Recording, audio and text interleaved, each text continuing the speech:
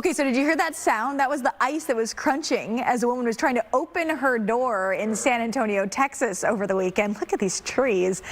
Following the freezing rain that coated everything in ice, the winter storm that crippled the nation several days ago brought over an inch of ice to towns in Mississippi, Oklahoma, Alabama, enough to cause, as we know, major power outages and damage. For this week's Weather Wisdom Wednesday, we're going to dive into how and why the country saw all types of wintry weather.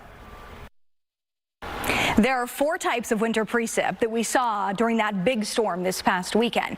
Rain, freezing rain, sleet, and of course snow, all of which are defined by not just the temperature down at the ground or the temperature up in the clouds, but the temperature in between that space. So let's walk through how each happens during a big winter storm. Of course, we're beginning with the most obvious, which is just good old-fashioned rain. During a winter storm, the precip that falls out of the clouds, it falls as snow because it's cold up in the clouds, but as it enters a warm air layer, temperatures above 32 degrees.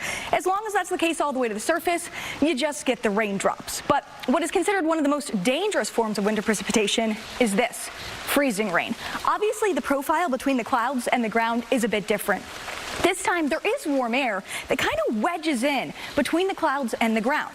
But as that snow falls from the clouds and it hits that warm air layer, it does turn into a raindrop, but it doesn't necessarily stay just a raindrop. Instead, right at the surface, there's a thin layer of cold enough air that water droplet becomes super cooled. It becomes so cold, it's ready to freeze. It just doesn't have time. So instead, it makes it to the ground in liquid form. But as it hits the ground, it freezes upon contact, just like you're seeing on our camera screen. But it can freeze to things like tree branches and power lines, taking them down, as we've seen in so many videos over the past couple of days. Now, the next form of wintry precip, also known as a wintry icy mix, is sleet. Sleet falls in a similar fashion to what we see with freezing rain, dropping from snowflake out of the clouds to that warm air layer where it melts into a raindrop. But this time there's a bit more wide area of cold air higher off the ground, and the result is it does have time to refreeze into little balls of ice. So often you may hear us describe sleet as sleet